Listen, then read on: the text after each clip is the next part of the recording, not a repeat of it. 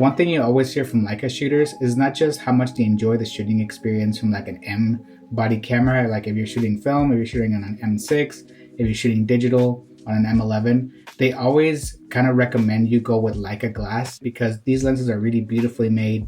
They render really beautiful colors. And even though I don't have a lot of experience shooting with Leica glass because I don't shoot on an M system, I do have some experience shooting with a particular Leica lens, and that's the 28mm f1.7 lens that you find on the Leica Q system. If you follow me or my work for a while, you know that I've been shooting with the Leica Q2 for almost 4 years at this point, and it is my favorite camera of all time. So I've dedicated many videos on this camera in particular, but I've never actually talked in depth about what makes the camera special. And I think that's the lens itself. And it's really a lens you can't really find anywhere else. So this lens is very unique in the fact that the only way you can get it is by buying a Leica Q2. And if you're familiar with the Leica Q2, you can't really remove this lens. It's a fixed focal length, fixed lens camera. You get 28mm and that's it. But if you want to buy an equivalent from Leica, like a 28mm f1.4 lens, the price difference is astronomical because if you, let's say you buy a Leica Q2 used, you can roughly find them now between like $3,500 all the way to like $4,500. I know you can get good deals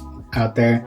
I've seen them as low as like $3,800. So if you want to buy this camera, you kind of get the lens included. But if you want to buy the equivalent, which is a 28mm f1.4, it's about $7,700, give or take. So the price difference itself is pretty astronomical and crazy. So if you want to buy something like this, it's going to cost you a lot more money if you're interested in just this particular lens.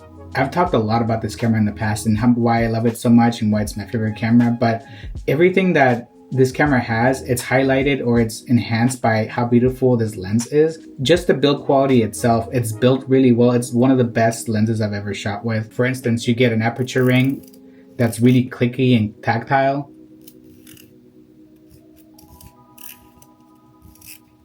Another cool feature that it has is a focusing tab. So if you look at the bottom of this camera, it has this button here that you press and then it goes into full manual mode. So the focus, if you're interested in learning how to manually focus, it's super smooth and it's focused by wire. It's a focus by wire lens system, but it's super smooth. So if you're at all curious on learning how to zone focus or manually focus, this is really easy to get into that. I actually use this lens a lot during weddings, particularly when I'm out shooting like dance photos. I don't do autofocus on this. I just zone focus. I make sure that I'm between 3 and 6 feet and then I shoot. Another thing that this lens has that I haven't seen anywhere else is a dedicated macro mode. So if you are looking at the lens from head on, you'll see that there's a macro like inscription here. And if you turn this dial here, it'll go right into macro mode. And the cool thing is that the focusing scale will also change with the lens. And that's like, to me as a camera nerd, that's super cool to see that, you know, the attention to detail in these kind of things. So if you go from manually focusing, from macro photography right back, it'll change the focusing scale. One thing to note about the lens is that if you're switching to macro mode, you're kind of limited to f2.8, but you still get like plenty of shallow depth of field. I don't use it a lot for my specific line of work. I do a lot of wedding work, but when I do use it the most is if I'm getting like a ring shot on a wedding day. It really comes in handy. So if you're someone who uses a lot of macro shots in your work, or if you like to take pictures of details, flowers, that sort of thing, that comes in handy. And that's one of the really unique aspects of this lens. As a photographer, it's really hard to explain what differentiates different lenses, and not because you can't get technical about it, because there's plenty of sheets on specific specs about this lens and other lenses. But for me, what brings me back to shooting with this lens and this camera is just the photos that I'm able to get out of it.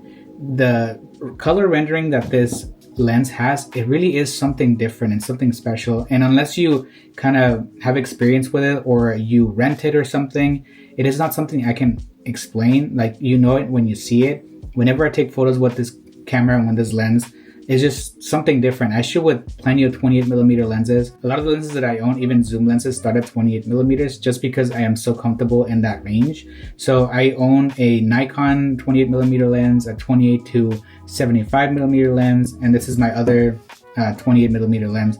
So, but whenever I take photos with this lens, the colors that I'm getting out of this and the contrast that I'm getting out of this, it's not something I can describe. It's just something that I see when I shoot it, and it just makes me want to pick it up and keep shooting with it. So even though this is my only Leica camera, I kind of understand why people who shoot like with an M system, why they prefer shooting with Leica lenses. Not to say that other lenses are inferior in any way, but you just kind of see that difference in build quality and just the color rendering and the contrast that you get with these lenses. Do I wish that these lenses weren't so expensive? Yeah, I'm not telling people to go out and buy Leica glass because it's so much better than other glass out there, but for people that do enjoy the Leica glass experience and the kind of contrast and colors and build quality that you get out of it, I understand it. But I also understand that these lenses and these cameras are so freaking expensive. Like, would I love to have an M11 with a 28mm equivalent manually focused lens? Of course I would.